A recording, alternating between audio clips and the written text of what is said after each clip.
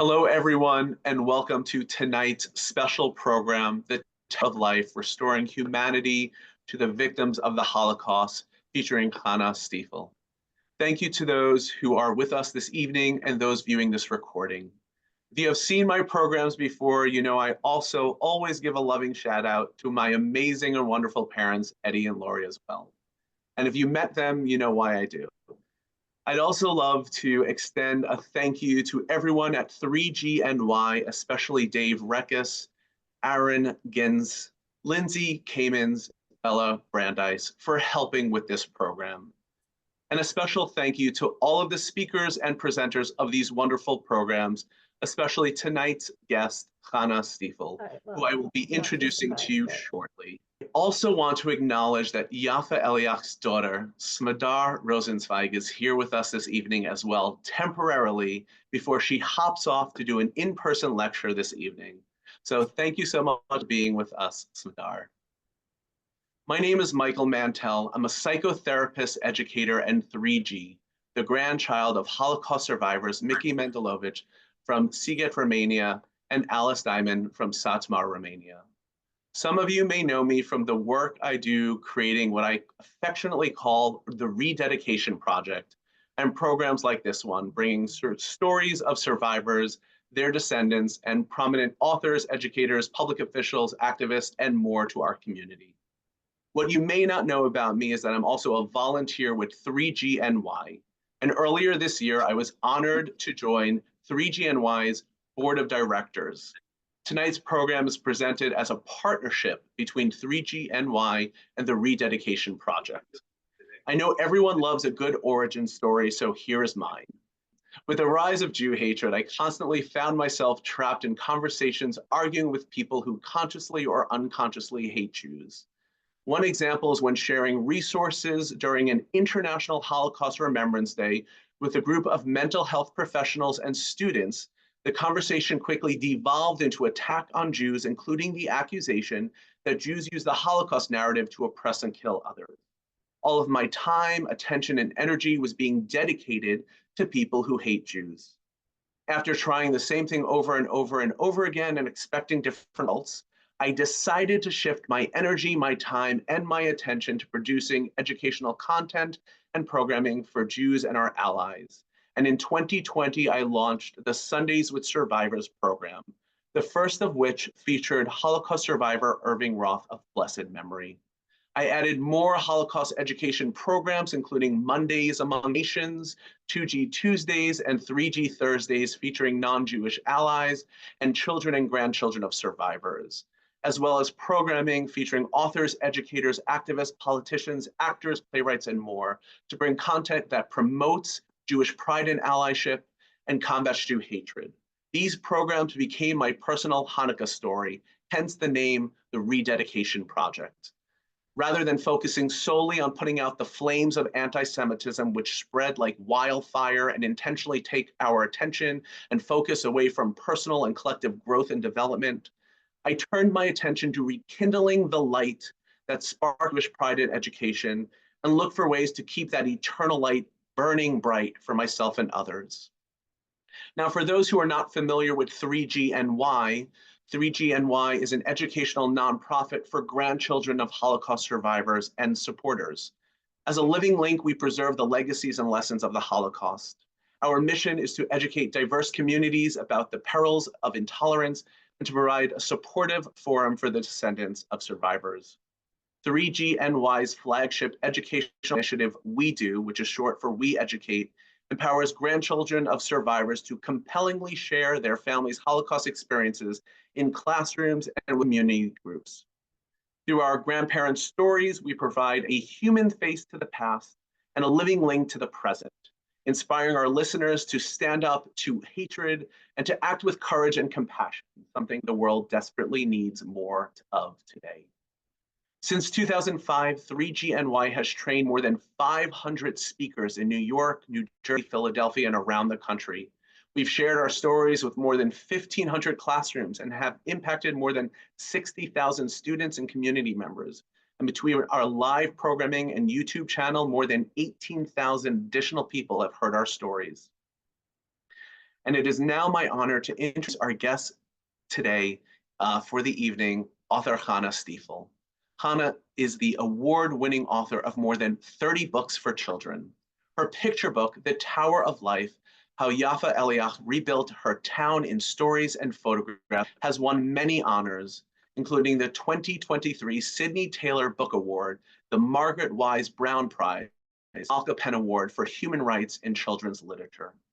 Chana's other nonfiction titles include Let Liberty Ring, How America's School Children Help Save the Statue of Liberty, and the upcoming Let's Fly, co-written with Captain Barrington Irving, who broke records as the youngest person and first man to fly solo around the world. You can learn more about Chana and find links to purchase all of her books at chanastiefel.com. Now, throughout our conversation, we invite you to share comments and questions in the chat. And at the end of Chana's presentation, we will open up the program to Q&A. Now, no matter how incredible these programs are, and thank God they always are, your participation at the end of the program adds so much more meaning and value. At that time, I'll ask you to please raise your virtual hand or unmute yourself to ask your questions directly. And just two announcements before we begin. First, I want to acknowledge those who've made donations when you signed up for the program, and I'd like to say thank you to you for your generosity. Your contributions help 3GNY continue to educate young people on the horrors and lessons of the Holocaust. And if you'd still like to make a donation, you can do so after the program. We will include a link in the chat and in the follow-up email. Also, please consider reaching out to 3GNY to learn more about their educational programs, how you can become more involved, or to bring a 3GNY speaker to a classroom, business, or community center near you or via Zoom.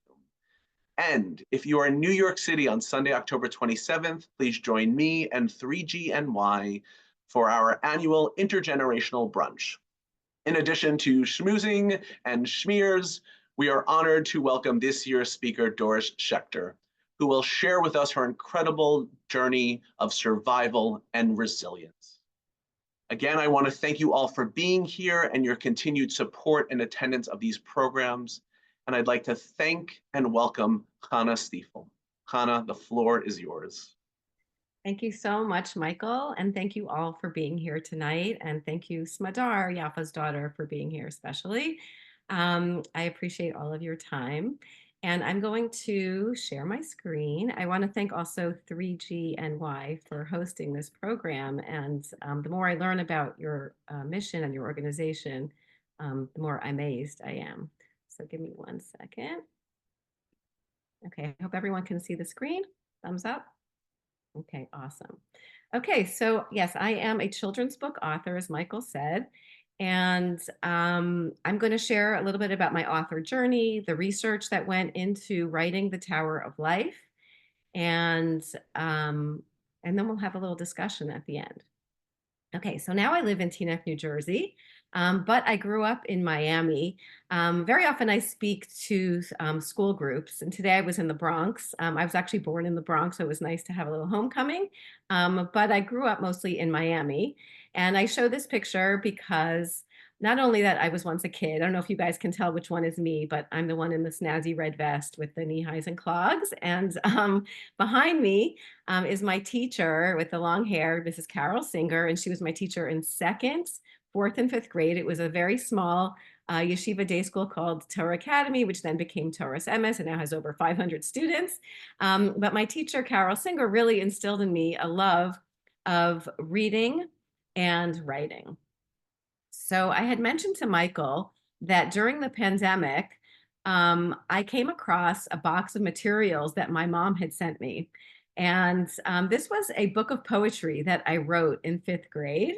And I flipped through it and I found a poem that I had written as a fifth grader called Holocaust Day. So I'm just going to read one or two stanzas. The second stanza reads, yells and cries were heard from afar. No one paid attention to the war. People were slaughtered, it said on the news, because they were different. They were Jews. And then the last stanza, when the war ended, there still was no peace. The hatred was there. Love seemed to cease. So until this day, we shall never forget, forever and ever. The world must regret. So I grew up, as I said, in Miami. There were many survivors in our community. They came to visit our schools. I had survivors in my own family. I clearly had Holocaust education and it was on my mind and it was something I learned about, but never envisioned writing a book about the Holocaust. However, I did grow up to become a children's book author. By way of first going to NYU for journalism school in science, health, and environmental reporting. Down the block from NYU was a company you might be familiar with, Scholastic. And that was my first job. And I was an editor there of a science magazine for kids. So the bottom row are some of the nonfiction I've written, and the top row are fiction. So you see like funny, charming, interesting stories, we're not going to go into these now. You can ask me about them later. But what you don't see is a book about the Holocaust until 2016, when I opened up my New York Times, November 2016, and I was somehow driven to read this obituary about Yaffa Eliach, Zichrona Livracha. So Yaffa, there was something about her story that really changed me. And I think it was her hope and resilience and her optimism after surviving the horrors of the Holocaust. She was born in 1935 in a shtetl, a small town in Poland called Eishyshok, and her grandmother was the town photographer. And when the Nazis came in 1941, Yaffa and her family fled, and she tucked some of the photographs that her grandmother had taken into her shoes. Okay, and those play a role later. Those of you who have been to the Holocaust Memorial Museum, you may recall seeing the Tower of Life, also called the Tower of Faces, which you walk into a room that's 3 stories high, and there are photographs of her town of Eishyshok.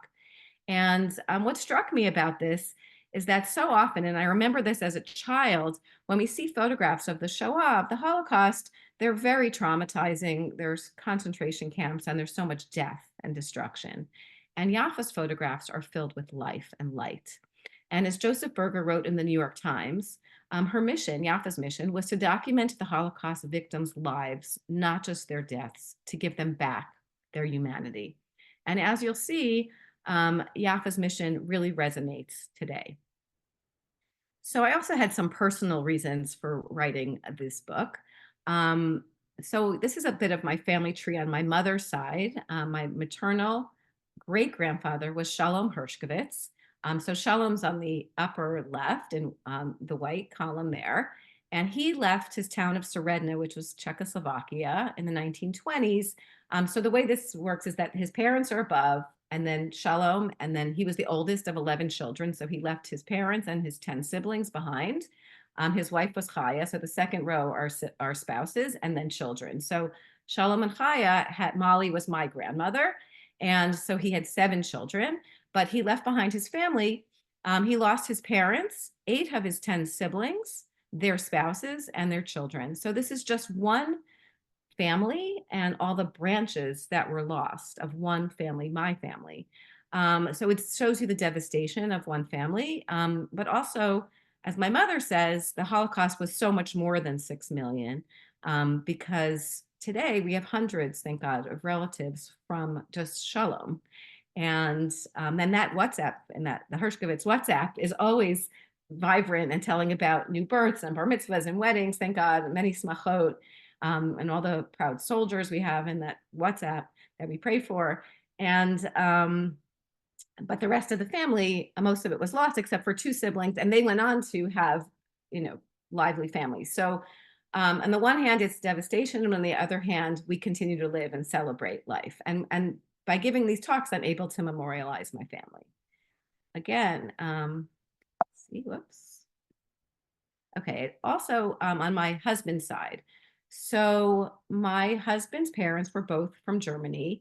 On the left, you see a newspaper from 1943. The girl in the white dress with the red stripes was my mother-in-law, Hannah Laura Guthoff Stiefel, Alaha Shalom. And she was born in a small town called Schwäbisch Hall in Germany. She witnessed Kristallnacht as a young child. Her father was sent to Dachau. He had visas to come to America. He was able to get out, but his parents saw the writing on the wall, and they put young Hannah at age 6 alone on a train to a family they knew in Belgium. So you can just imagine what that was like. And she lived with them for a year until her parents miraculously were able to get out. She met them in London, and then they came to America. And here's Hannah from a newspaper in 1943, while the war is going on, standing with her class in New York City in front of the Statue of Liberty in a newspaper called the Journal American.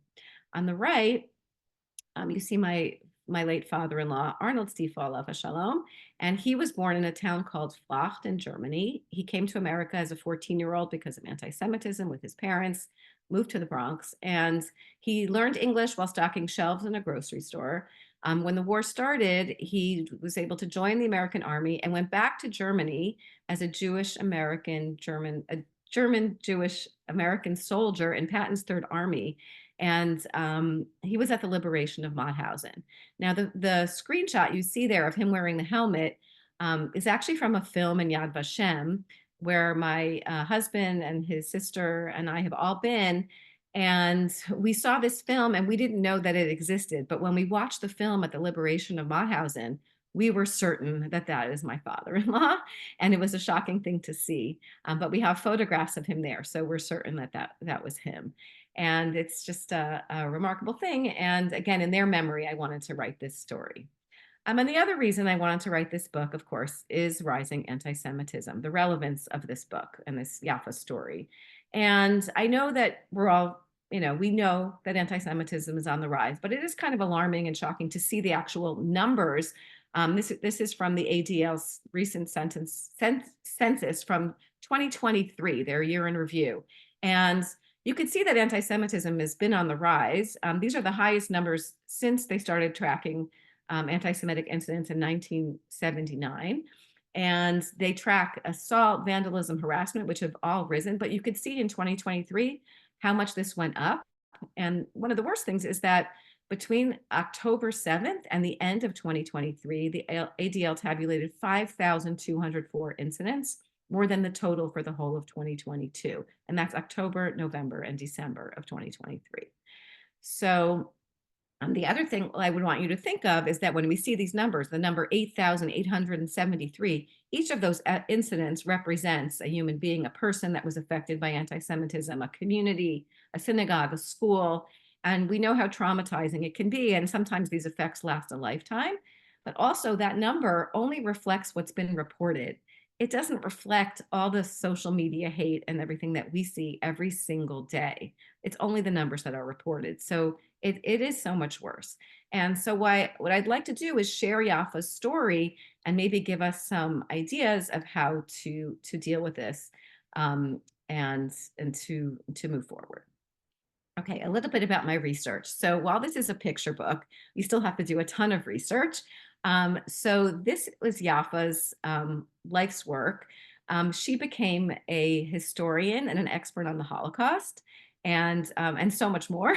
And she wrote a book called There Once Was a World, which I hope you'll check out if you haven't read it already. It's a 900-year chronicle of the shtetl of Eishyshok. And you can see all my Post-its and notes. I actually have it here, and I kept all the Post-its inside.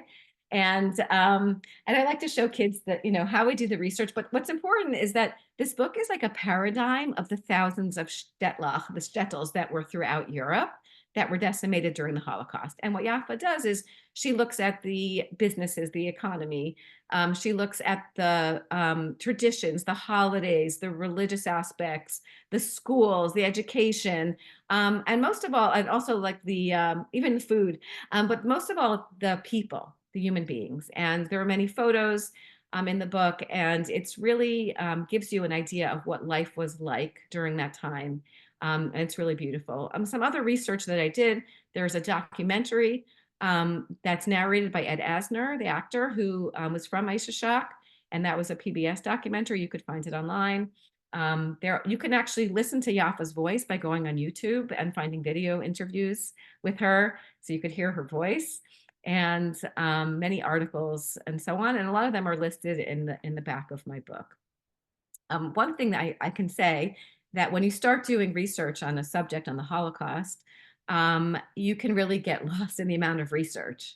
So I think two things were helpful. One is that a friend of mine said to me that she did a Holocaust education program through Yeshiva University. And she said it's called the Fish Center. It's a new program for Holocaust and genocide studies. She said that the Holocaust was 1 times 6 million, meaning the number 6 million is too hard to grapple with. But every single person was a world, and we can learn so much from an individual story. So that gave me license to reflect only on one person's story. And yeah, and the other thing is that that we that when we focus on one person's story, it can be a launch pad into exploring more. So I tell kids, like, it's a lot to take in, but you can use this as a launch pad to look onto other sources and other individuals. And I also, when I read Yaffa's article in her obituary, I felt this responsibility to share her story, just as 3GNY individuals share their grandparents' stories. I felt that because survivors were passing away, it was a responsibility to share Yaffa's story. And gratefully, Smadar Rosenzweig and her family, Yaffa's daughter, gave me permission to do so. And she was very helpful throughout the research and fact checking and making sure that I got it right. Now, the core of Yaffa's research was photography, because as I said, her grandmother was the town photographer. And when you think about it, like kids today, we look at our phones and we don't even think of what a photograph is. Okay. But photographs are light and life captured in time. And these photographs are about 100 years old from Eishyshok. And when I show them to children and adults, what Yaffa wanted all of us to do is to see ourselves in this photograph. It's not exactly a mirror, but it's finding a connection. So, for example, you see a child playing in the snow and skiing, or children dancing, or a musician, a child riding a bicycle. The children here are dressed up for the holiday of Purim. So when I showed these to the kids in the Bronx today, and there wasn't a single Jewish student in this class, in any of the classes that I taught today, they were all able to connect and relate. The other thing is, when I look at these photographs, they kind of disrupted stereotypes for me. I assumed that all the women of the shtetl stayed home and took care of the kids and did all the cooking and cleaning. But Yaffa's mother and both of her grandmothers worked. This was the family pharmacy. And you can see in the lower corner there the advertisement for the photography studio. By the way, these photos are all from the US Holocaust Memorial Museum. When you start researching the archives, it's almost hard to stop because they're just so beautiful. The other thing is these are Rosh Hashanah cards. So the Yaffa's grandmother would take photographs and they would put them in Rosh Hashanah cards and they would send them to their relatives around the world, which plays a big role in the story I'm about to share. What was interesting today about visiting the New York City Public School is I said to them that next week you have 2 days off for a holiday. Does anyone know which holiday? And they didn't know, and they never heard of Rosh Hashanah, even though they have off for it every year. And I was surprised that not one teacher had taken the time to teach about Rosh Hashanah. So I use this as an opportunity to tell them about the Jewish New Year and show these Rosh Hashanah cards. And it was a good opportunity to illuminate and shine a light on Jewish life. Mickey Mouse. So when I showed this to kids in LA, they loved this. Mickey Mouse was first drawn by Walt Disney in the 1920s, and someone dressed up as Mickey Mouse in Eishyshok, so kind of humorous. And just like you can enjoy, like these photographs are so full of life. So this looks like a rabbi, but it was actually the milkman of Eishyshok. Now kids today don't know what a milkman is. So I kind of described him as like the Instacart driver of Eishyshok and explained that they didn't have refrigeration and how he would deliver milk every day. But what was special, and what Yaffa wrote about the milkman, is that he was so respected in the community that when he walked to shul, to synagogue on Shabbat, the Jewish and Christian farmers would take their hats off in his honor when he walked by on Shabbat. And this is one of my favorite photographs. This is a photograph of Yaffa feeding the chickens. And surprisingly, a few kids, when I asked, does anyone raise chickens? There were a few New York City kids who said that they have chickens.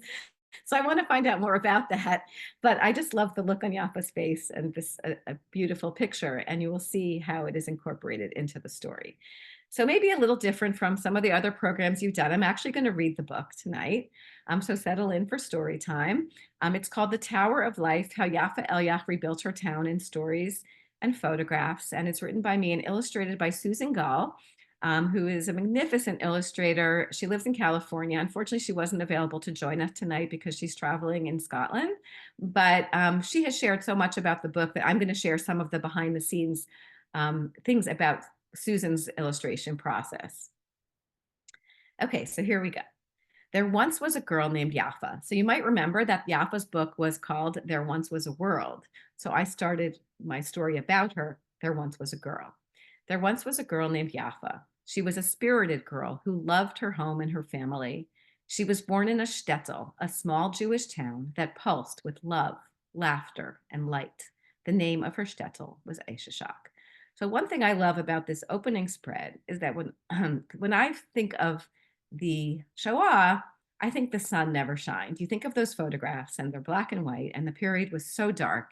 And I think for all that time, the sun never shined.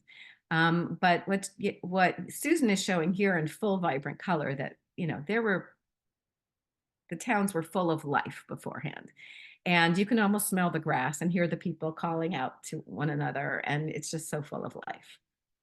The family roots of the people in Eishyshok ran deep. For 900 years, their histories and spirits were woven into the fabric of the town. On holidays, Yaffa's family and their neighbors walked down Eternity Lane to the old cemetery where grandparents told tales of their ancestors buried beneath their feet. Their stories swirled around one another, keeping their faith and traditions alive. So this is the idea of Masorah, Midor Lador, sharing our stories, which we know are so important. One thing I should mention about Yaffa was that she was one of the first people to record these stories of survivors. We'll talk about it a little bit later, but she created the first curriculum also for Holocaust education. So we'll go back to that later. I want you to remember this page. As the seasons turned, Yaffa, her older brother Yitzchak, and their many cousins played in the town. In winter, they went sledding and skating. In summer, they swam in the lake and chased one another through the forest. On market days, Yaffa helped her grandma Chaya sell candles. They laughed as they shouted over the other merchants hawking their wares. An organ grinder and his pet monkey entertained Yaffa and her friends, handing them fortunes for a fee. Most of all, Yaffa loved to help out in her grandma Alta's photography studio just above the family's pharmacy. Many years earlier, Yaffa's grandfather had returned from a visit to America with a brand new invention, a camera. Since then, Grandma Alta had become one of the town's photographers. She captured the shopkeepers, newlyweds, babies, and bar mitzvah boys on film. It seemed everyone in town wanted Grandma Alta to take their picture. And on the eve of each Jewish New Year, people from all over Eishyshok would mail their treasured photographs to their families around the world with greetings for good health and happiness. So you could see here how Susan incorporates the Rosh Hashanah cards into the story, and you'll see more soon. When Yaffa was 6 years old, Grandma Alta captured a treasured moment of Yaffa making funny faces as she fed the chickens. It seemed the happy times would never end.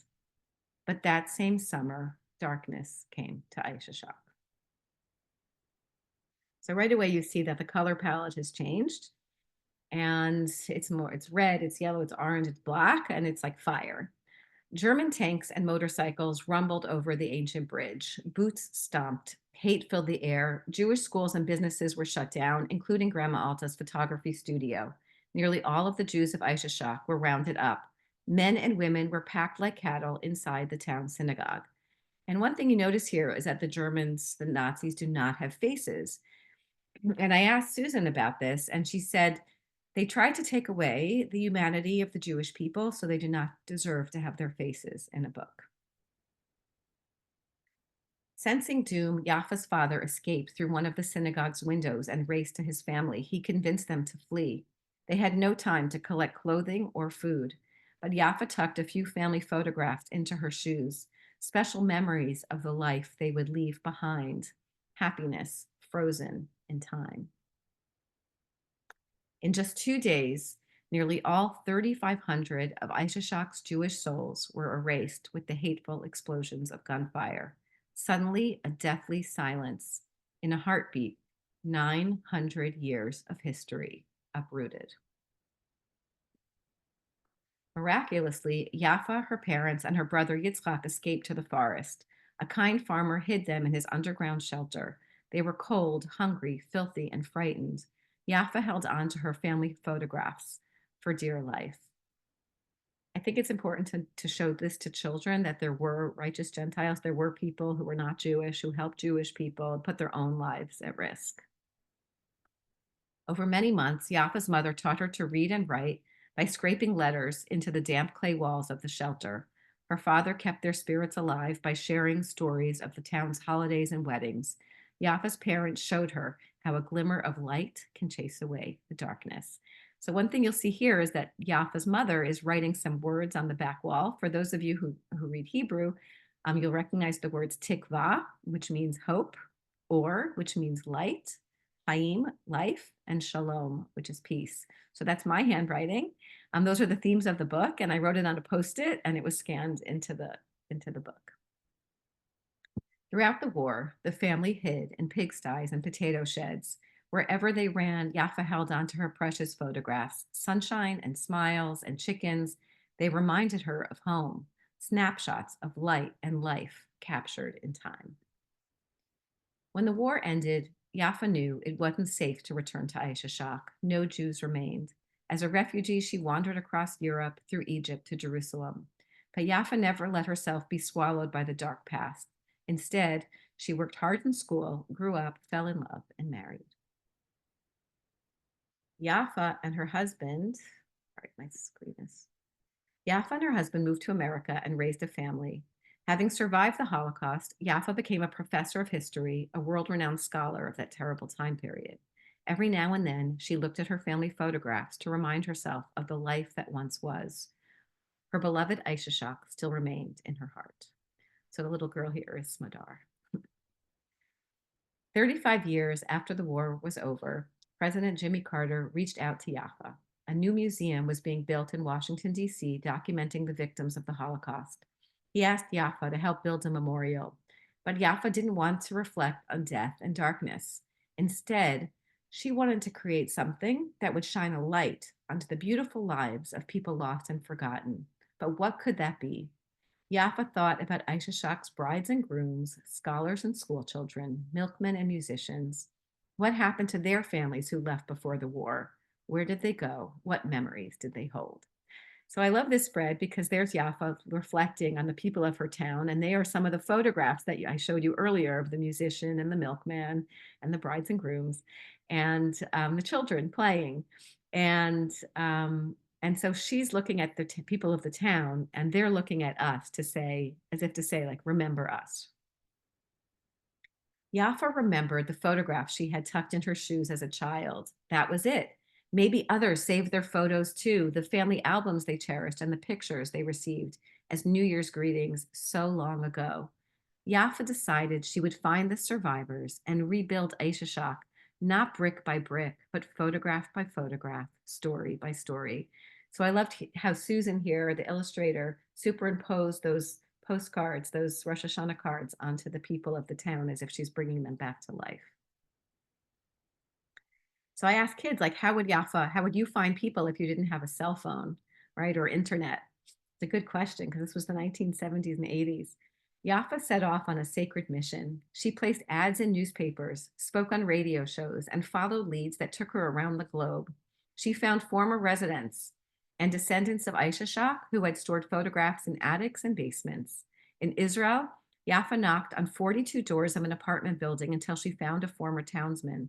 Together, they dug up a treasure trove of photos and letters he had buried in tin cans under a palm tree. So someone asked me, why would this man have buried his photographs? And I think it was Smadar or someone from the family mentioned to me that very often survivors, if they lost their spouse, they would, if they remarried, they would want to keep their memory alive, but they didn't want to, they wanted to have peace in their house, and they wanted to memorialize the person that they first loved, but not cause any harm to the person that they were now with and their new family. So he buried them to as if to preserve them. Whenever she met fellow Eishyshkins, they hugged and laughed and cried. Many remembered Yaffa as a child or knew her family. They invited their family members to revive old stories. Yaffa felt like she was breathing new life into her beloved shtetl. But not everyone trusted Yaffa with their precious family photos. Yaffa asked to borrow albums to make copies. Sometimes she traded sneakers or color TVs in exchange for photographs. And what treasures they were. The photos showed heroes, not victims, dignity, not disaster, lives lived, not lost. every photograph a world in itself. In all, Yaffa's journey spans 17 years. She traveled to 6 continents, nearly all 50 US states, and hundreds of cities, towns, and villages.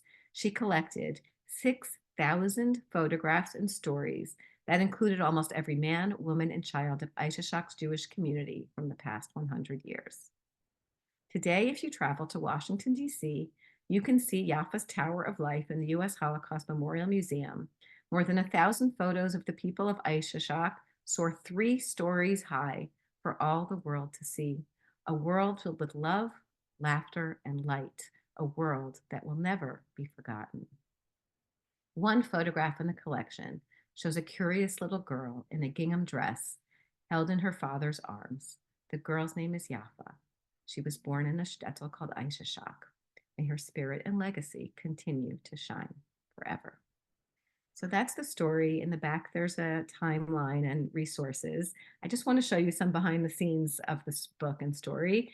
I went to visit the Holocaust Memorial Museum and the Tower of Life when I was writing the book. That's my son Josh.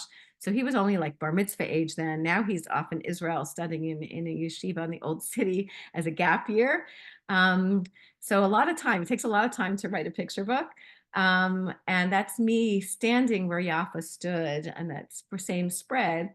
And so it's kind of like a really special moment for me to return to that spot where Yaffa stood holding the book that I wrote about her. Also, on that spread, the illustrator said to me that if you look closely, she made sure that each picture that she painted here, I don't know if you can see it on the screen, but it reflects what's happened with this actual photograph because she wanted to memorialize and give respect to each individual person from the shtetl. Also, if you go there today, I don't know if any of you have been there recently, but on the lower, it's 3 levels, the Tower of Life. On the lower level, they've introduced augmented reality. So you can pick up an iPad, hold it in front of a photograph. It will be colorized in front of your eyes. And then a voiceover tells you the history of the person in that photograph. It's truly remarkable. And the only reason we have those testimonies is because of Yaffa's research. So it's a remarkable experience, and it brings the whole exhibit up to 21st century. It's just amazing. Also, Yaffa's impact has been felt around the world. This is me at Yad Vashem. Some of you may have been there. So these are not only photographs from Eishyshok, but it's Yaffa's influence of this idea of showing the faces of the people who perished in the Shoah. My daughters, Abby and Maya, went to Paris a year and a half ago, and they went to the Shoah Memorial there. And I asked Maya what it was like, and she said, we felt very unsettled. They all looked like us. So she's not saying that it was like looking in the mirror. She was saying how, you know, she found connection, that they were all just people. And I learned that when I went to the Holocaust Museum, I expected everyone to be Jewish for some reason, but about, over 90% of the visitors there, and they have like over 2 million visitors a year, are not Jewish. And that actually gave me hope that people are spending their time in Washington, D.C. going to learn about the Shoah. And those people, as Yaffa herself said, they see themselves, no matter what background or race or religion, they see themselves in these photographs as well. Some other remarkable things happened when I was working on the book. So I mentioned to my kids that I'm working on a book about a woman named Yaffa Eliach. And my son Judah, who was at Yeshiva University, said, oh, her grandson Liam Eliach is my chem lab partner. And then my daughter Abby said, Noah Eliach, her granddaughter, is my friend from camp, and we're in college together. And this is Abby at Noah's wedding 2 years ago. And I think this photograph just shows Jewish continuity and Jewish joy. So that should continue. And some other remarkable things. So in the upper right is me next to Smadar, who is a professor at Stern College. She was actually my daughter's teacher at Stern. And her husband, who's a Rosh Yeshiva at Yeshiva University. And Emil Fish, who started the Holocaust and Genocide Studies program at YU. That was a program we did in LA. I learned so much from Smadar. One quick story. So I did a school visit at a girls' school in Muncie, New York. And they did something beautiful. They had Smadar join for the last 15 minutes so they could ask her questions about her mother. And these girls in 5th grade asked Smadar questions that I hadn't thought of as a writer and as a journalist. One question they asked was, I had showed them the photograph, the page about the righteous Gentile, about the Polish man who saved the family. And they asked if the family kept in touch. And I had never thought to ask that question. And Smadar's answer blew me away because she said, not only did they keep in touch, but her family supported their family, and then they honored the family at Yad Vashem. And that just made me want to cry. And the other thing is the girls asked Smadar if they ever joined her mother. This was 17 years while she was raising her children. Did she ever go join her while she was going around the world collecting these testimonies? And Smadar said yes. So that was just an amazing experience. And I just wanted to go in my car afterward and just cry my eyes out. Okay, some more amazing things. My daughter Abby teaches at SAR Academy in the Bronx, a Jewish day school. And one of Yaffa's great grandsons was in my daughter's third grade class. So that is him right here, and his mom and sister. And so I was able to give them a book and talk about the story there. And on the lower right, I presented this in the book at the St. Louis Holocaust Museum. And I was reading to families and young children. And a woman walked in, and her name was Ayala. And Ayala is Smadar's daughter, Yaffa's granddaughter. And I remember I told you to remember a certain page in the book. Well, that page was this. I was reading a page that says, as the seasons turned, Yaffa, her older brother Yitzchak, and their many cousins played in the town. While the little girl in the photograph said, my name is Yaffa, and the little boy said, my name is Yitzchak. So there I was reading Yaffa's story to the great grandchildren, the 4Gs, and I couldn't speak after that. It just showed how her legacy carries on, and there were the great grandchildren who were named for Yaffa and her brother Yitzchak. Just remarkable. And one of the last things I'll share is that the Holocaust Museum in St. Louis is called the Kaplan Feldman Holocaust Museum. And this is Gloria Kaplan Feldman. She herself was a survivor. Apparently, she had not ever shared her story, but apparently she was from that area, from Eishyshok. And in her collection, she had a photograph of Yaffa and her brother Yitzchak that apparently was taken just before the war.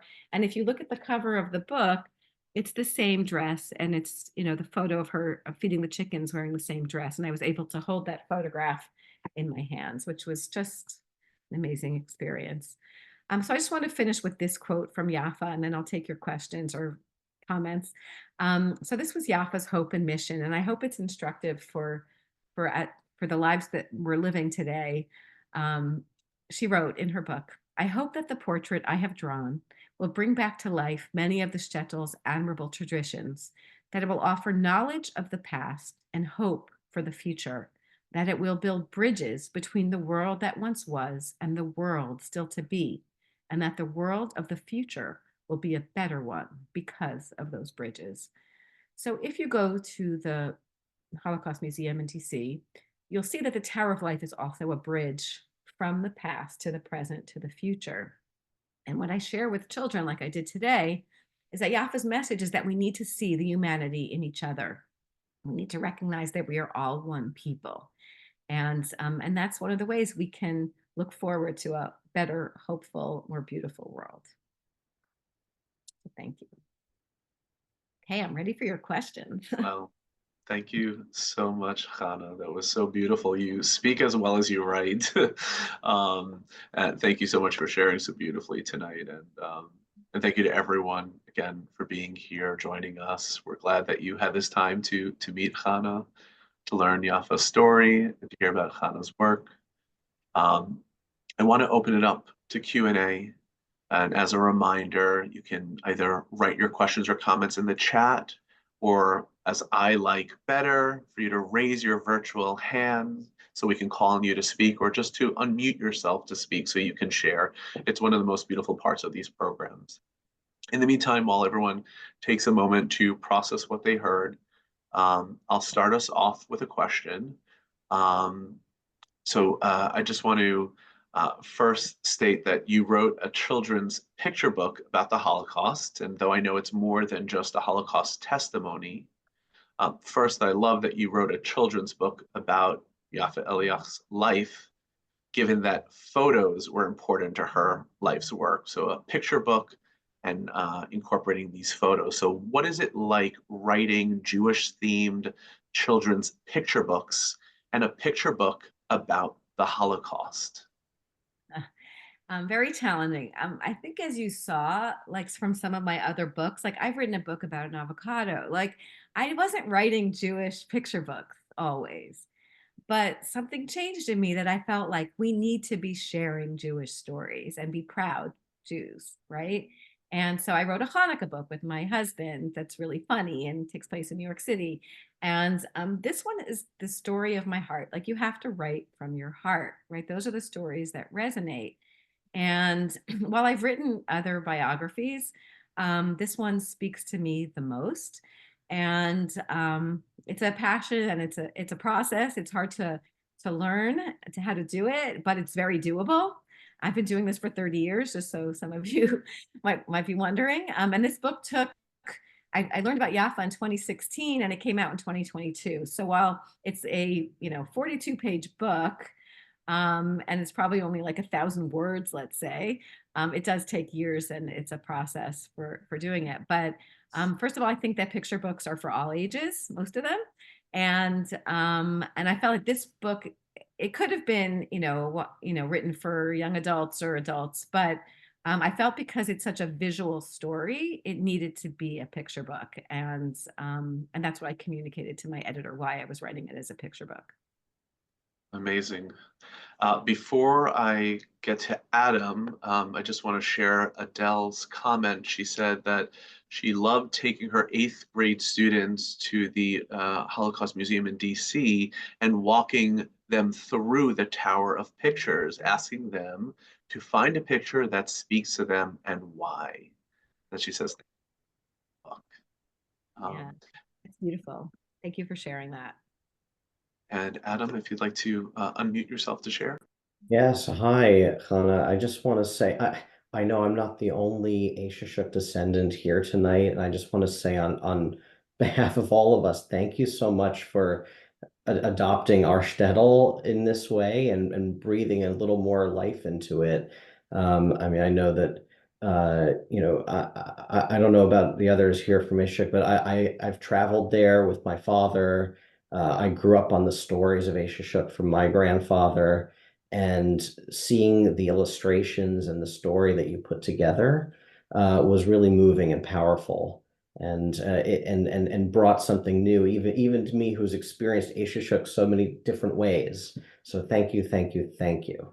Thank you so much. I have to say that I have tears in my eyes, but every encounter that I've talked about this story, I have met people from Eishyshok. I think that there used to be dinners, I think, like way back in the 50s of Eishyshkins who got together and you could see like, the warmth and the love there. I had a friend who didn't even know she had Eishyshok roots. She went to visit a shtetl nearby, and her driver said, "Oh, there's another town over there," and that's how she discovered that she had Eishyshok roots. Um, in the back of Yaffa's book, there's in the table of not the table of contents, the index, you can see all the names of the families that live there, and a lot of people have found their own family members because it's such a big tome, and yeah, that's truly remarkable. Thank you for sharing that. And I'll add one thing. I don't know if you know this story. So we were actually close with Yitzchak when he was alive, Yaffa's brother. And there's a wonderful story about how he preserved a lot of the photographs that they had saved from their grandparents' studio by taping them to his body as he swam from the boat to the shores of Israel to evading the British blockade before Israel's independence, and the lengths that they went to preserve these pictures is extraordinary. Totally, completely extraordinary, and you just can't believe that they hid in forests and in pigsties and potato sheds with their photographs that made it through the war. That's how precious they were. So yeah, thank you for sharing that. Just beautiful. Thank you. Adam, thank you so much. That adds so much meaning to this program. We have Rosa has her hand raised. Also, Galia and Susan. So we'll start with Rosa. And if anyone else wants to share their questions or comments in the chat or also do a hand raise emoji, please do. So Rosa. I wanted to thank you for writing this book, not just for writing it, but especially for writing it the way you did. Because something that I see that is lacking in education about the Shoah is that it's sometimes, not always, but sometimes it's presented in a vacuum. It's just about the Shoah, and the fact that you wrote about the before and the beyond, I think that is vital. You know, that there was a life before, that there was a good life before and a good life after. And also the two things I love the most, the first one is the one you mentioned about the illustrations that she erased, that the Nazis had no faces. Because I think it's vital to highlight that, you know, that in their attempts to erase Jewish life, they were the ones who actually became the monsters who lost their humanity. And the other thing I loved was that you put it in print. I know it's a Jewish teaching, but the fact that it's in a children's book, the part about every photo being an entire world, when we say, you know, every person, every life is an entire world. And I think it's beautiful that it's written there and it's reaching children. Another thing about what you said at the end about the visitors to the museum, that some of them are not Jewish, even the fact that you highlighted the way the photos were sent as greeting cards. I know many non-Jewish friends and relatives who did that, who used to do that and who still do that. So hopefully that can be something that will resonate. When people who aren't Jewish read it, they can also recognize that and see that these are humans just like us. And the last thing is a question: is there an audiobook version of your book? And if not, you should really consider it. I say it as someone who is partially sighted, and as my eyesight has worsened, I've started paying more attention to people's voices, to how they narrate, and you do it beautifully. You really should do an audiobook version of it if possible. Thank you. Thank you so much. I will, I have processing a lot of what you said, and I appreciate everything you said. I will reach out to Scholastic and ask if they're interested in doing an audiobook. I don't know that one exists, but I will check. And maybe we could send a link if it's available. Also, you mentioned the idea of the faces not showing. So first of all, Susan Gall is not Jewish. When we initially started she does illustrate a lot of Jewish books. And I think her family's originally from Hungary. There's some family history there. I don't want to, I don't want to speak for her, but she's very dedicated to this project. And she said that when she started researching Nazis on her computer, you can only imagine, but she kept finding neo-Nazis, and it was so disturbing to her. And she knew that she had to do this because she became extremely aware of how prevalent anti-Semitism is, and she and I cried a lot through writing this book, and we continue to cry about it. Yeah, so thank you for all of those reflections. The Rosh Hashanah cards, by the way, I was talking to a friend of mine who I grew up in Miami, and there were a lot of Cuban Jews, Jubins, as we say, in my class. And one of my friends, when she read the book, she took out her family album and she had Rosh Hashanah cards that were sent from her relatives in Europe to Cuba, and then they saved them when they came to America. So those were very popular then. And of course, yes, it's a very universal thing that people send New Year's cards or, holiday cards to each other. So thank you for reflecting on that. Amazing, thank you. And thank you for answering all those points, Chana. So Galia has her hand raised. Susan also wanted to ask a question. She'll be after Galia and then Ozzy. Galia, if you can unmute yourself and if you can share your screen.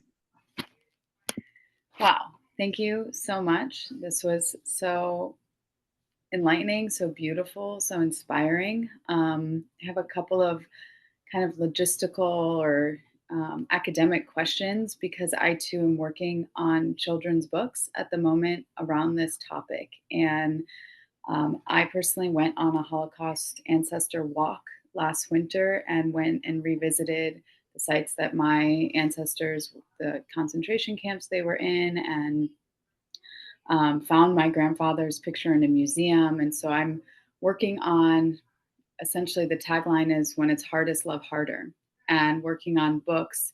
As also an acupuncturist, I'm bringing in Chinese medicine theory of how do we heal through epigenetics, and wanting to tell their stories while also giving tools to children who might have any kind of anxiety, social anxiety, have anti-Semitic anxiety that they walk around with. So my question is, what age group, like, did you walk in with an age group knowing that you were going to focus on a specific age group in this? And then you already had, I guess, the ties with Scholastic. So how do you pitch a Holocaust children's book to a school system was the other question of how do you get your foot in the door to tell these narratives that feel really important now that survivors are all passing, and it's on us as generations, you know, to kind of continue to keep the pulse on their spirit alive. So two-fold question. And I'm gonna mute for a second. Okay, let me see if I can process all of your questions. So in terms of age group, it is a picture book. And usually picture books are like, you know, preschool, first grade, second grade. But I recommend this book for third grade and up, which is a little unusual for a picture book, but there are picture books about tough subjects. And somehow like the algorithm for, let's say, Amazon or other booksellers, they put it in the younger category. So I would say, like, if a parent or an educator comes across this book, they should, you know, use their judgment about whether this is the right book for children. I don't think it's really that traumatizing. There is that one spread where we talk about that, you know, there was the town was uprooted, you know, 3,500 souls. But other than that, I think it mostly focuses on light and life. I have read it to as young as kindergarten. That was at this one school and at the St. Louis Holocaust Museum. And I just, you know, skipped some of the passages so that I really don't feel like children should learn about the Holocaust until later. You know, I read it to my daughter's class in third grade. And that's a Jewish school. And so I do feel like let's protect our children from trauma as long as we possibly can, because there'll be plenty of life when they can learn about these things. In terms of writing, I think if you're writing a children's book, there's a wonderful group on Facebook called Jewish Kidlit Mavens, and it's the most supportive group. There are about 2,000 people. There are authors, illustrators, agents, librarians, publishers, all in that group. So I recommend joining, and there are tons of resources about the publishing process in there, and you can ask your questions, and it's a wonderful community. And what else? Oh, in terms of connecting with schools, I mean, for me, it's my passion. It's what I do. And, you know, usually it's by word of mouth. Sometimes my publisher will recommend I'm on a list from Scholastic. I write with many different publishers. And for some of my books, I have used a publicist, an outside publicist. Like for The Tower of Life, there was a publicist who reached out to Holocaust museums for me. And so I've done a lot of educational programs through Holocaust museums. So there are publicists who focus on children's literature, and they can help connect you with schools and so forth. So reach out to me if you have more questions. Awesome, thank you. And Susan, I know you had a question. Yes, thank you so much, Hannah, this was a very enlightening, and it was so nice to learn about the Tower of Life, which I visited so many times because I live just outside of DC. But I did want to ask, before I ask my question, I was going to say something, Galia, to what you did. My father's first book that he published was a children's book, and it was actually published by a group, Teachers Discovery, and they marketed it with teacher packets, like 30. And then there was also like lesson plans that you could use from the book. And that helped that. They've since gone to just more of a high school age. But I was just going to share that. So depending what age group, you know, you're looking at, that's kind of was a marketing thing that they had done for his book, which is called My Dog Lala, telling the story of the Holocaust through his dog. And there's also the Shoah Foundation it's a YouTube called Lala 360. That was his book. with my dad narrating it. But my question that I had posted, I know that I had asked about the Polish gentleman who had aided the family and asked if they had ever been, his name had ever been given to the Jewish Foundation for the Righteous. That's something different than Yad Vashem, Righteous Among the Nations. JFR, as it's known, is actually in New York City, New Jersey. Now their office is in Jersey, but they actually provide support, financial support to righteous Gentiles, as well as now, since those numbers are also decreasing, they do a large educational component for teachers from throughout the world who apply to their summer program. And I just thought I would share that information because one gentleman had said, yes, because I know you said he was, in the Righteous Among Nations, but Jewish Foundation for the Righteous is actually a completely different organization that honors the righteous Gentiles as well as providing them support. So if he's still alive, if you want to pass on that information to them. And they also used to, they would reunite the rescuers with the rescuee with very moving documentaries. That's a wonderful group. So thank you for sharing that. Yeah, I don't know. I'll ask Smadar. I don't know if she's still here, but I don't know if they're aware of that organization, but I will share it with her. Thank you so much. thank you. Thank you. And Ozzy, I know you have your hand raised. Okay. Chana, thank you so much for writing this and bringing the story to life. So I knew Yaffa as when I was a counselor in training for one summer at Camp Masad, and she and David were kind of the mentors of this group.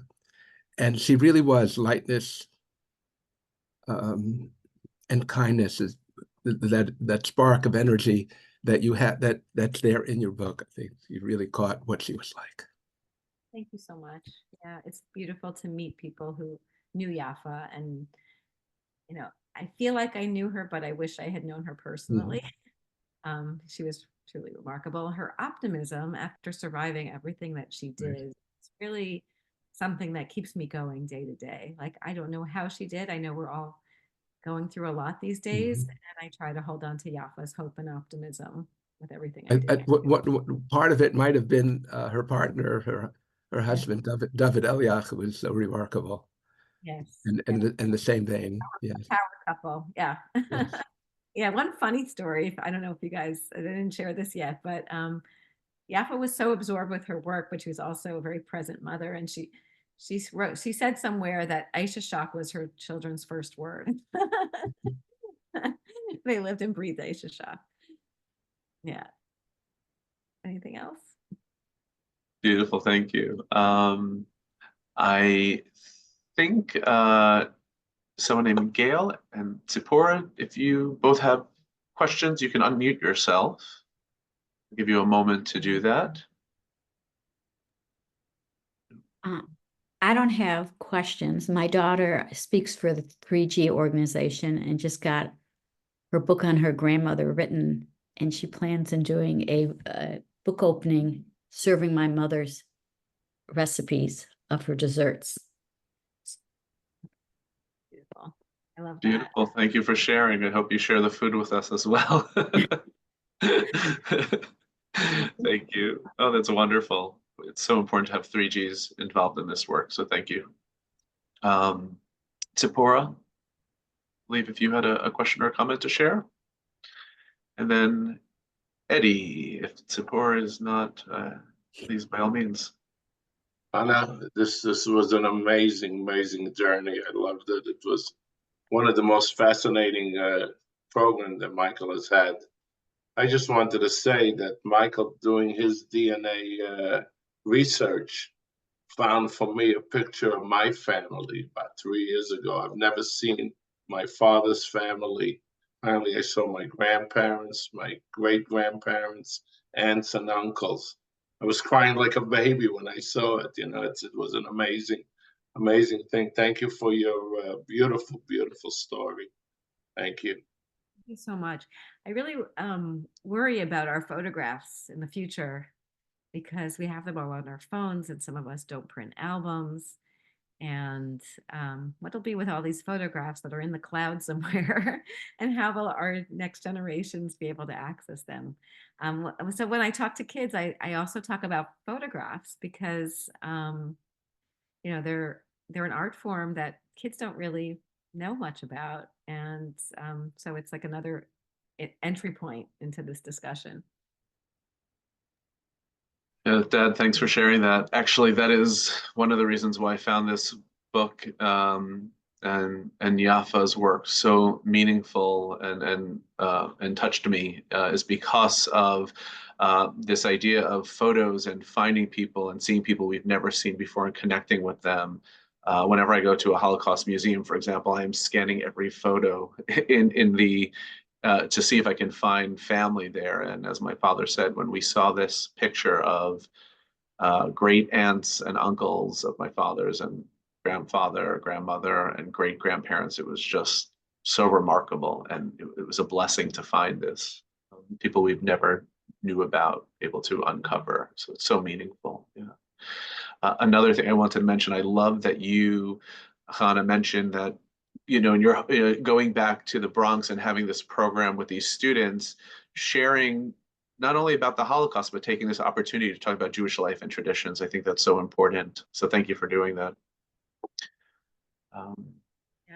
So several, I mentioned Jewish Killit Maven, so several Jewish children's book authors and I are on a mission to share Jewish joy. So we're sharing Jewish books as much as we can. So it's like a little plug, like if you're going to buy someone a book, buy them a Jewish book, not just children's books, but Jewish books. Share Jewish life, Jewish story, normalize Jewish life. We really need to celebrate Jewish life and our traditions and our holidays and all our whole experience, our diversity, everything about it. Just focus on if you're doing a book club, suggest a Jewish book. And before I call on Lauren, there was a message to me. Someone asked, understanding that this is a children's book, was there any information that you wanted to keep in the book, but thought otherwise, or was told not to include? Yeah, great question. So if you read the timeline, there's added details, and there's some things that I just could not include in the children's book. I didn't want to include. One is that Yaffa had a baby brother when they were in hiding who was suffocated so that he wouldn't make noise. And I just can barely speak about that. And the other is that you'll see, like some kids pick up on this, but when Yaffa came back after the war, and she says she couldn't go back to Eishyshok, there are some kids who pick up on the fact that Yaffa's alone. I'll show you the page that I'm referring to. Here, where she goes to Israel, and then she has to really find herself. She was a young girl. She was with her brother. Her the story is that they came back to Eishyshok, the family, and they had another baby, and that was born during the war, and they were hiding in a closet, and they were found by some Poles who murdered her mother and her baby brother. So again, like I couldn't include that. There is mention that her mother didn't survive the war. Her father was sent to a labor camp after the war and somehow made it out, and then came to Israel and to be met up with her and her brother Yitzchak.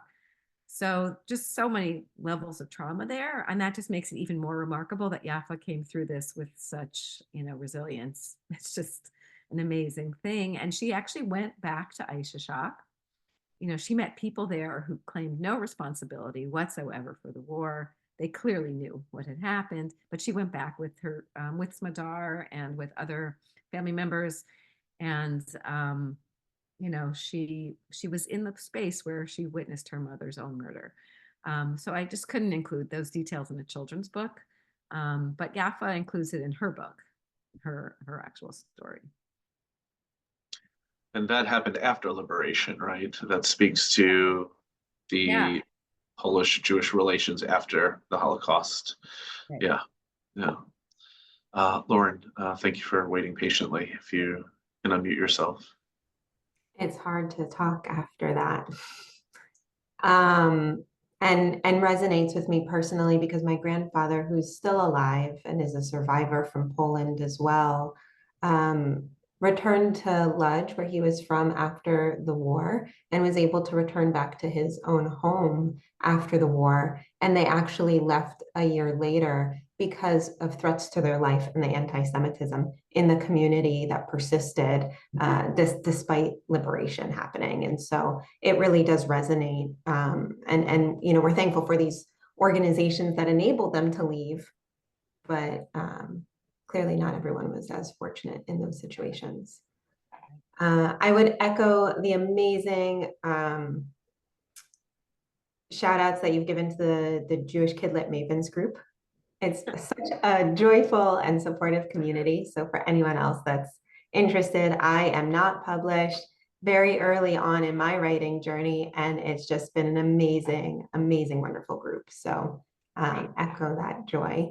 And I had a question for you. So often when we're going into schools, it's like very clearly tied to Holocaust education. There's a lot of preparation that the teacher does before we typically go in and share our grandparents' stories. When you go to schools and you do, when you talk about the book, and there aren't any Jewish children in the class, can you share some of the more touching or moving questions that you've received as you've gone on this journey? Such a great question. Questions from children. I just think it's more like reflections and connections, you know, and things that kids pick up on, like, you know, yeah, I can't, nothing's coming to mind right now, but kids are really insightful and compassionate, you know, and so they kind of, they get it. And it is interesting. You talk about the preparation. So I'm happy to hear that the teachers do preparation, because sometimes I'll show up in a classroom and I've asked before how much Holocaust education. They're like, yeah, they know about it. And I'll ask the kids, have you heard of the Holocaust? And I see blank stares. The kids know nothing. Today's kids, most of them had never heard the word Holocaust. One of them knew the name Hitler. That was it.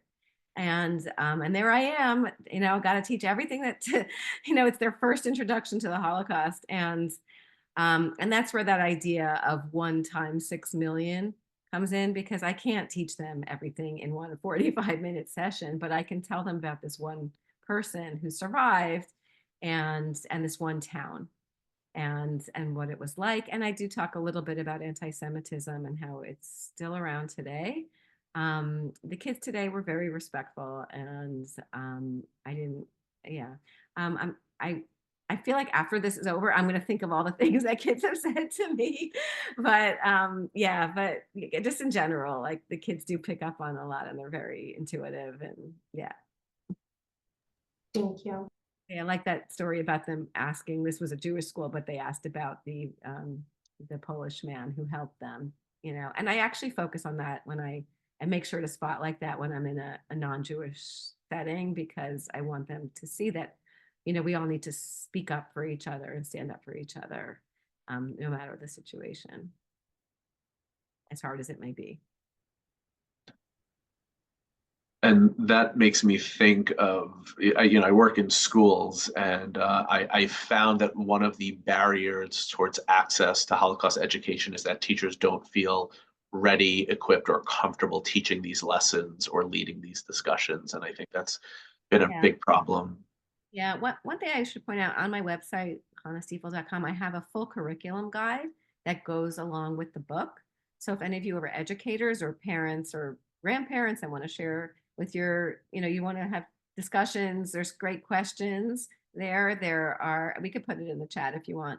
And there are lesson plans that you can use in the classroom. And I'm hoping that, like we did one of them today in this particular school, but I hope that that continues the conversation afterward, and that they're also like, there's a reading list. I think that I've actually developed a lesson plan for high schools to read picture books of the Holocaust in the classroom, I've done this. What's great is they're short, right? So you divide a high school classroom into small groups and have them each read a different picture book about the Holocaust. And there are some really beautiful ones out there. Alyssa Boxer, an author, wrote one about the Tree of Life, which was a tree that was planted in Auschwitz. And now there are saplings from that tree around the world. Like it continues to live. It's such a beautiful story, right? Or The Whispering Town is about the Danish rescue of the Jews, how they got the Jews to boats to be able to be taken to Sweden. So these are beautiful books, and kids can read them in small groups and then find the themes and then present them in the class. And that can be done in 1 or 2 class periods, and they're very powerful, these picture books, because they're really great entry points. And I feel like kids have short attention spans these days. It's true. Adults do too. Yeah, so that's just another idea. Thank you so much. I'll be sure to share those resources in our follow-up email after the program. I mentioned I'm a psychotherapist and educator. So in the world I live, there's a lot of anti-Semitism or anti-Semitic sentiments among colleagues. And I'm just wondering, Chana, your experience in the children's literature world, if you feel comfortable sharing a little bit about, what it's like in that realm. If not, no worries. No, I do feel comfortable in this setting. I will say that the children's book world, it's been a shock and it's very painful. I don't know if you're following what's happening in publishing, where people are being canceled from speaking on panels because they're being called out as being a Zionist, or which really just is a stand-in for Jew at this point. Maybe some of you might disagree with me, but I can't speak for everyone in the Jewish kidlit space, but we have kind of leaned into one another because we just feel like we cannot engage. I did get some wisdom. I have a friend in my community. She's a remarkable woman. Her name is Hadassah Tamir. She's 94 years old. Okay. She's an Israeli woman who fought in 2 Israeli wars, and she has a PhD in neuroscience. So a very brilliant woman, very vibrant. And when I started to see that my own kidlit community, which is always so supportive of one another, started to attack Jewish authors and some of the things that were coming out against Israel, and a lot of misinformation and lies. And some of it was just, lack of knowledge, but a lot of it was clearly anti-Semitic. I went to my friend Hadassah for some advice, and she gave me some advice. And she said, one of the things she said was that you can't have a discussion when your house is on fire. So that kind of gave me license to step back and say, I can't have these conversations with some of these people where I'm seeing a lot of hate. I got off social media, I unfollowed a lot of people, and I've leaned into my own community. And she also said, never give up hope. So I'm hopeful. She could say that after having survived, a lot of history as a 94-year-old woman. If she could be hopeful, if Yaffa could be hopeful, then we also must be hopeful that we have, there will be a better future ahead of us. Amen. That's so well stated. Thank you. Eleanor, you had a question, so I'll leave that to you. Just need to unmute yourself, sorry. Thank you, and thank you, Chana. This was very important and moving. What is your reaction to the Anne Frank Museum in Amsterdam, specifically its messaging? Have you visited it? Have visited. Yeah. It's being universal. Is that what you're saying? Or optimistic and in spite of everything and all that. Yeah. What is your reaction? I mean, like many people, like Anne Frank was one of my first introductions to the Holocaust. Mm-hmm. And I think we experience it very differently as Jews. I didn't like at the end that they had this, it was all so universal and, bright and shiny, but, we all know what happened to Anne. And yeah, so I find it disturbing. Okay. Yeah. And also I just find that there's so much like, I wonder what Anne would say today about all the iterations of her story when her story stands alone. And I don't mean to criticize other authors because her story is so gripping. And I understand that maybe kids do need a graphic novelization of her story to, maybe some kids need that. But I feel like there's so many other stories that need to be told, and we should let Anne's story stand on her own because it's gripping enough. And one crazy story when I was there, you sign a book when you leave, or you can just leave a reflection. Yeah. And a young child had signed before I signed. And it clearly, the message went, because the child wrote, "Dear Anne, I love your house." Okay. So there's something missing in that. You can go through that entire experience and not learn. Right. So yeah. Thank you. I had a similar reaction, and my family, my brother and sister-in-law had a very different reaction. It was the only Jewish connected thing they saw in Amsterdam. There are lots of other things to see, as you know. Right. So I had a reaction closer to yours. So Yeah, it's so important that it exists and that you can actually be in that space. And I think it's, so important to remember that, how this impacted children, obviously. But yeah, I think it's been watered down, unfortunately. thank you. Thank you.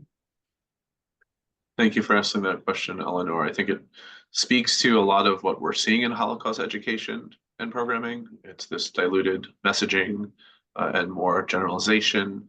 And it's so important to speak to the particular experiences that happened as well, because it is a real event and not just a cautionary tale, as some may think. I want to give people the opportunity, just again, if there's any last questions or comments, feel free to raise your virtual hand or unmute yourself, type your questions or comments. In the meantime, Chana, I'm just going to ask you one last question. If anyone, again, has anything after that, please feel free to chime in. But the question is, now we're coming on to almost a year later. Can you speak to the relevance and importance of this book and educating young people in schools, et cetera, especially in a post-October 7th world? That's quite a question. I think the reason that this book has gotten attention is that it's relevant, right? And that people are being dehumanized on both sides of the conflict. And I think that Yaffa's message that we need to see the humanity in each other is essential. I'm getting a little choked up speaking about it. We need to see the humanity in each other, and that real evil does exist. There's no question. Also, I was in Edinburgh a couple weeks ago and heard the rabbi of the synagogue speak there. And he expressed extreme empathy in the way that we not only need to accept other human beings and respect other human beings, but we need to